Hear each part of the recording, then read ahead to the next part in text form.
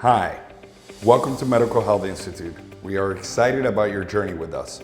This video is to show you how to inject vitamin B12 or any B12 blend like MIC B12 or even GAC injections, which would be L-glutamine, L-arginine, and L-carnitine injections. Here we have an alcohol swab, which is used to wipe down the area that you'll inject, which is typically the shoulder or the fat. You always want to use it to wipe clean the area. Here we have the vial B12, a syringe, insulin syringe, and then we have a 29 gauge half an inch insulin syringe, 30 gauge half an inch insulin syringe, and 31 gauge 5/16 of an inch. Reason to show you these is because typically a patient, depending on their comfort level, will go with a 29, 30, or 31. But for the most part, we use a 31 gauge 5/16 of an inch to the fat. And if you're gonna go intramuscularly, we typically use a 30 or 29 gauge half an inch to the shoulder muscle, intramuscular. So we're gonna uncap, break the safety cap from the B12 vial. We're gonna uncap the insulin syringe so we can use it. If you find the insulin syringe without the safety cap, you might want to discard that. This is the way you know if it has not been used. So you uncap it, you take out the needle tip cap. You want to extract the same amount that you're gonna inject in air first to make sure that you do not lose the pressure in the vial. So you wanna hit right down the middle of the plunger, push it in, flip it over at a 90-degree angle. You're gonna push the air in, and then you're gonna extract the medication. Typically, patients inject 50 units twice a week or 100 units once a week. The reason why we fill it with air first is because if you continually extract out of the vial, sooner or later it's gonna lose the pressure and it's gonna take very long to extract. So in order to avoid that, you always put the same amount of air into the vial of what you're gonna inject. So once you're done and ready, pull out the vial. Make sure you grab the syringe, flick it to make sure there's no air bubbles. You push the needle tip a little up. Once a little drop of the medication comes out, you're ready to inject. Or you cap the medication back and you use it when you're ready for injections.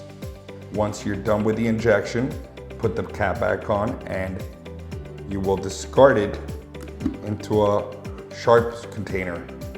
You can typically buy this from us with your order, or you can buy it at any pharmacy like CVS or Walgreens. Once you're done with the injection, dump it in, place a cap, and you're done.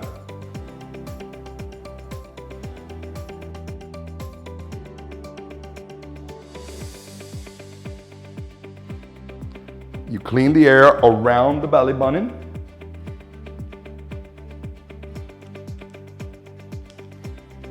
And for the purpose of the video, I'm using B12, a small amount, so there's not an issue. You're gonna make sure, obviously, as we showed you before, to make sure that the needle tip has no air. And when you're ready to inject, you're gonna squeeze the skin. Some patients like to go in sideways. We recommend to go right in. You can either dart the skin or place it on the skin and inject. So it's painless. You do not feel anything. You inject slowly. Once you're done, you pull out, put the cap back on the syringe, and you are done. The secondary option you have to inject subcutaneously, and that a lot of our patients like, is to the love handles. So same process, you squeeze the love handles. You can either dart the skin or place the tip and inject slowly. Go right in and just push the medication in. You take the medication out, put the needle tip back on, discard it, and you're done.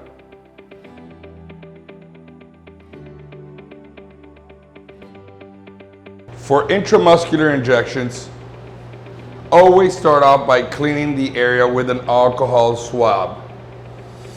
In a circular motion, you want to make sure you clean the rubber top of the vial and the area of injection. So intramuscular injections typically are for testosterone, B12 injections, and GAC or GOL. They're amino acid blends. Or anything else that you might be injecting intramuscularly, you want to wipe the area clean. For the sake and purpose of the video, I will be using just B12 and an insulin syringe, 29 gauge, half an inch. Now, for testosterone, most likely you'll be using a 23 gauge or 25 gauge, 1 inch or 1.5 inch.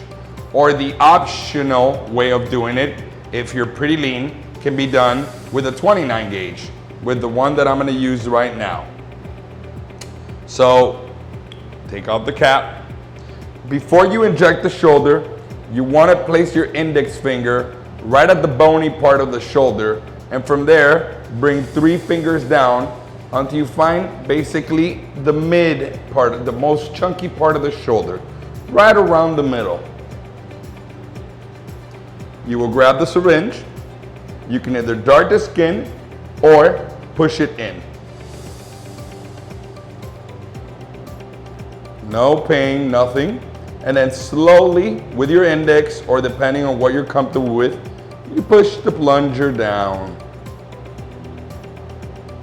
Once you're done, you pull out the syringe, put the cap back on it, and you can rub in the area for about 30 seconds so the medication can spread throughout the skin. And you're done. If our doctor prescribed you 2 or more supplements, then we strongly recommend that you buy a multi-week vitamin packet like this one. Reason for it is to make it easier and more convenient for you to take your supplements. So typically you would fill from Sunday down to Saturday your AM and PM supplements. Our doctor typically divides most of the supplements into AM and PM.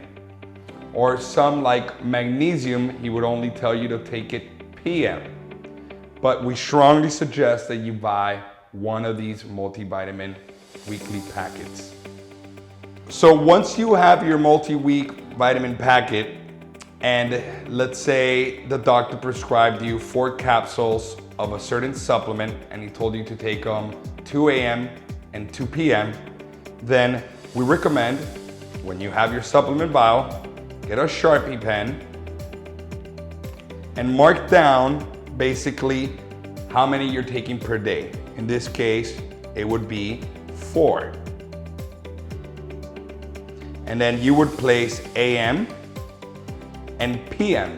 Therefore, you know you would have to divide the dose into 2 doses per day. And that goes on, whether it's 2, you put 1 in the AM and 1 in the PM, and then you would fill in individually each one.